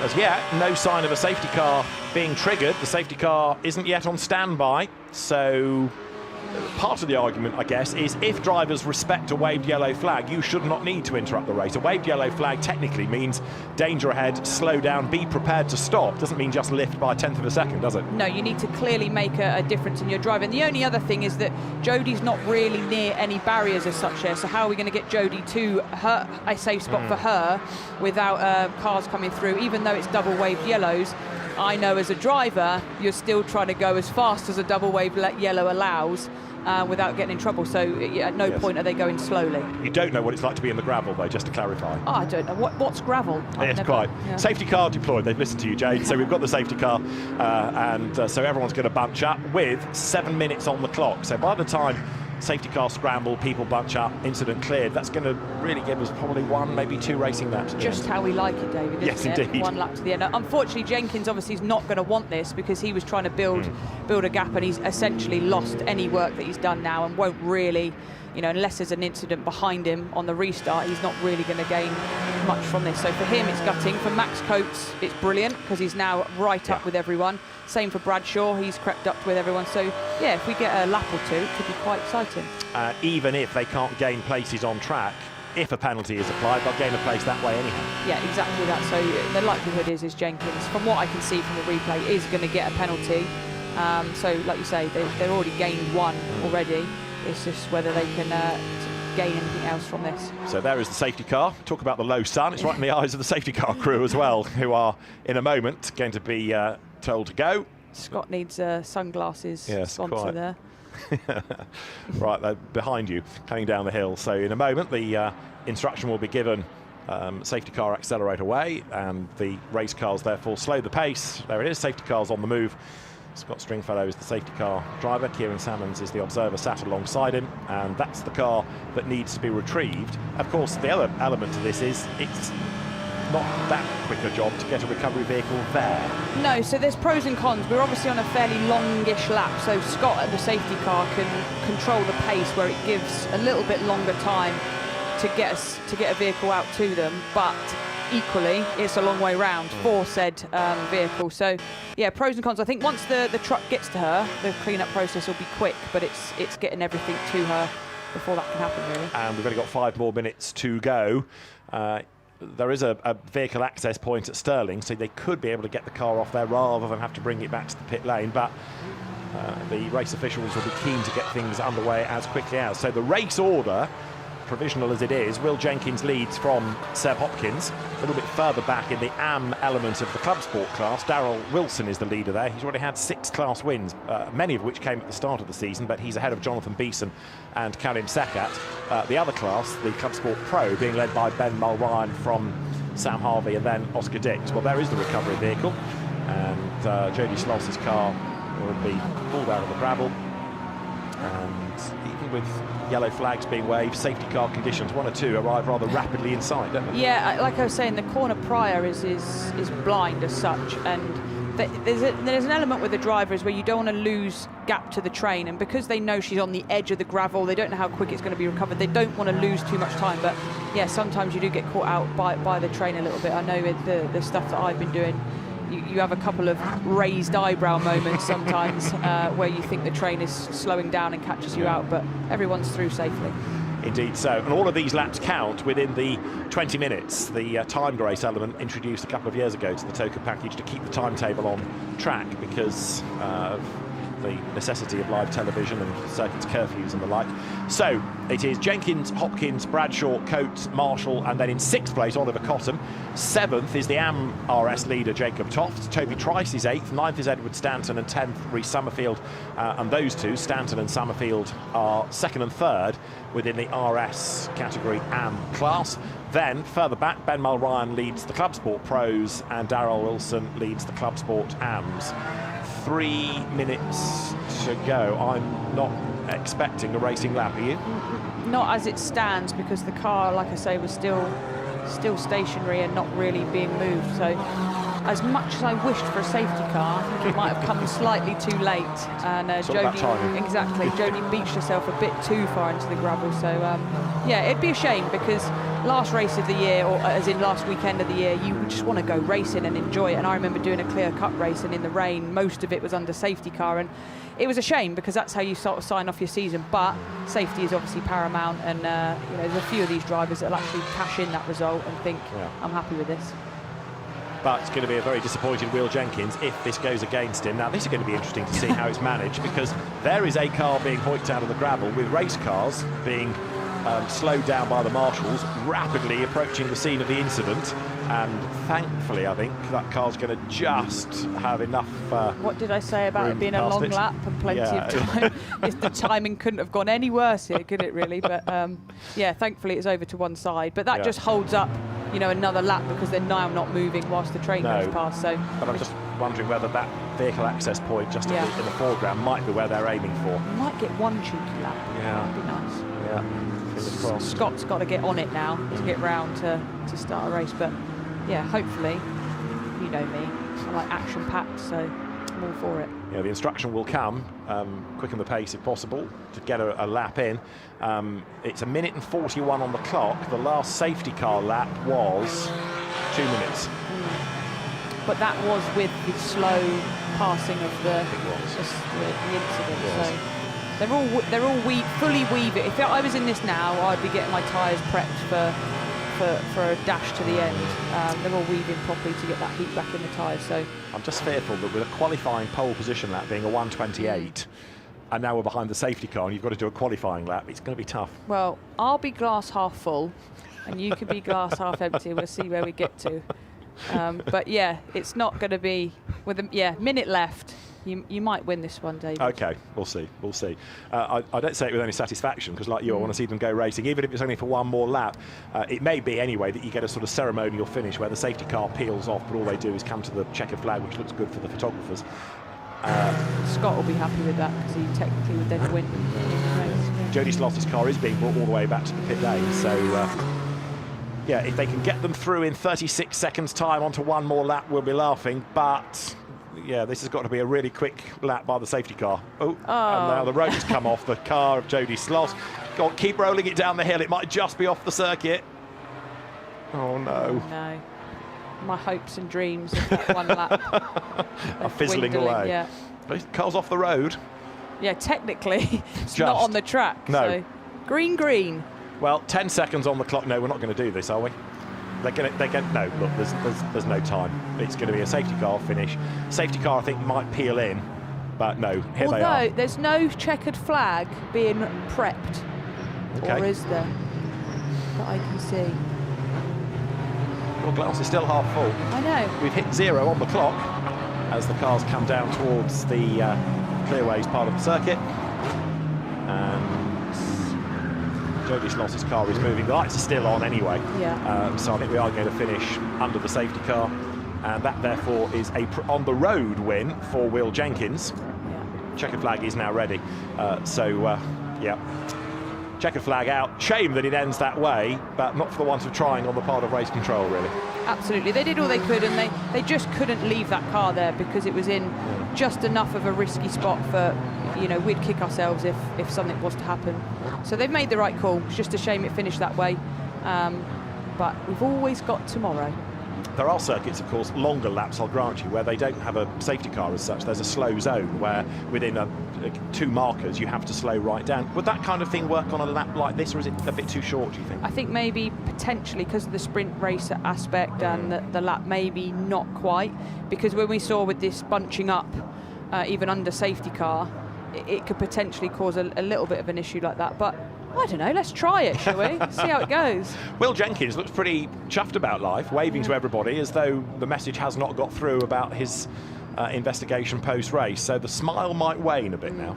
I'm not sure if these guys have what's called a receiver where they can hear messages from the clerk even though they can't talk back, so I'm not sure if these cars have that. If they do, he should have been told about the penalty. If they don't, then he thinks he's won. And as it stands, he has, you know, because they're going to look into it after the race. So as it stands, he's going to celebrate as if he's won and see what they come to afterwards. Well, it was a good drive other than the start. Let's just park that for a moment. While he was racing, he was good because he was able to control the pace. Seb Hopkins finishing in 2nd spot, Tom Bradshaw 3rd, and Max Coates recovering after his rather slug-like getaway to be 4th. But it could all turn out to be somewhat different. So join us tomorrow for races 2 and 3, and the story will no doubt be updated. But there is a man who most definitely feels he is the race winner. Yeah, and you know, for him, even if he does get that penalty, if he knows about it, he might still feel that actually his performance, like you said, after the race start was very good. He held the pace, he controlled the gap, and he didn't put a foot wrong. So there's a lot to be positive about, and it's just unfortunate. He has had brilliant starts, but by doing brilliant starts, you're always on the cusp of going too far. True. So Will Jenkins then is the provisional winner of round 16 of Porsche Sprint Challenge Great Britain. Seb Hopkins takes 2nd and Tom Bradshaw 3rd, with Max Coates, the championship leader, coming home 4th. Joe Marshall 5th ahead of Oliver Cottam, a class-winning Jacob Toft 7th ahead of Toby Trice, with Ed Stanton and Rhys Summerfield rounding out the top 10. Matt Kyle-Henny recovering for 11th ahead of Oliver Meadows. After a big moment, Ethan Hamilton down in 13th. In turn, he's clear of Balsid, who then 15th, winning his class, Ben Mulryan from Sam Harvey and Oscar Dix. Will Rochford 18th. Another category win for Darrell Wilson. He's ahead of Jonathan Beeson in Club Sport Am. After that, Karim Sekat, we lost Jody Sloss, and George Jackson did do some laps, but not enough to be classified as a finisher. So as far as the championship is concerned, it's now just 6 between Max Coates and Seb Hopkins, with Tom Bradshaw 3rd and Will Jenkins 4th in the RS Pro class. In RS Am, Jacob Tofts is now 11 to the good over Matt Kyle-Henny. Rhys Summerfield is 3rd, then it's Ed Stanton and Oliver Meadows. In the Club Sport division, Oscar Dix leads Pro by 3 points now from Sam Harvey and Ben Mulryan. And in the Am class, Jonathan Beeson 15 ahead of Darrell Wilson, with Karim Sekat in 3rd. So Will Jenkins wins on the road. False start to be investigated post-race. Louise, this might rather affect the questioning. Well, yeah, and you know how it is, David. Sometimes you have to be the bearer of bad tidings. So I've just broken the news to Will about the fact that his start is under investigation. But hey, let's do the celebrating bit first of all. So. Dominating from, I mean, it was a blinding start, let's face it, so got you into the lead. Not as much racing as time as you would have liked, but... Yeah, no, absolutely. I think what made it look worse is Seb just said to me his launch control didn't work properly off the line, so that's what made it look like I got such a good start. But I mean, I'm pleased to take the start. It was fine from what I saw in the car, so... yeah, I'm sure that'll be fine. But yeah, really pleased with that. I think the pace was dominant. Whether we got him off the start or not, it looked like we were going to get him. We just pulled the gap and managed it from there. So yeah, really pleased with that. And looking forward to tomorrow now. So you 100% comfortable that start was okay? My fingers are crossed for you. Thank you very much. Yeah, my fingers are crossed too. I think 100% is always hard to say. But yeah, no, I'm comfortable that it'll be okay. As we saw a short race finishing under the safety car, I mean, that's what happens sometimes. Jade was ever hopeful that you might get a final cheeky lap in. Was that what you were thinking as well? Yeah, I was just trying to work it out, see how looking at the boards, counting how long do you think it's going to take us to get round, because you're not sure how long the safety car laps take. But no, I mean, ultimately I was pleased to bring it home either way. But yeah, maybe a race to the finish would have been nice. Well done. Well, we will see you out there tomorrow, and as I say, fingers firmly crossed for you. Back to you guys. Louise, thanks. So let's try and analyse this start. Max Coates, we were saying, made a rather slow getaway. Well, let's go aboard. Jay, talk us through Max's launch. Well, Max seemed to get a good sort of reaction, but just bogged down straight away. So it makes Will's start look more extreme because obviously the cars aren't moving with him. he then tries to fight back against Marshall just here on the inside, goes to the outside, but probably gets hung out to dry. Does he get run wide on the exit? Let's have a little look. Not too bad, no. but somewhere along the line, he obviously loses a bit of time. All right, so now let's have a look at Seb Hopkins start from pole. So he gets that traction, so he gets the launch, and then you can hear the car just get the traction and go. Jenkins just sets off like a stabbed rat, and away he goes. But like I said, he has got really good starts, but he just moves before everyone else, and that to me, I don't know the lights, I can't see the lights as such, so you can't make a judgment. From just from that view, it does look like there is a full start. So those are the different views, and we'll have the answer to the question tomorrow. There are 2 more races to decide all 4 of the classes, and the Porsche Sprint Challenge on track, along with Carrera Cup GB, of course, which we'll get to its showdown tomorrow as well. Oh yeah, and the British Touring Car Championship is going to be wrapped up as well, with Colin Turkington starting race 1 from pole position. All the action will be on ITV4 tomorrow from 10:30. Thanks for your company today from Jade Edwards and David Addison. Goodbye from Brands Hatch.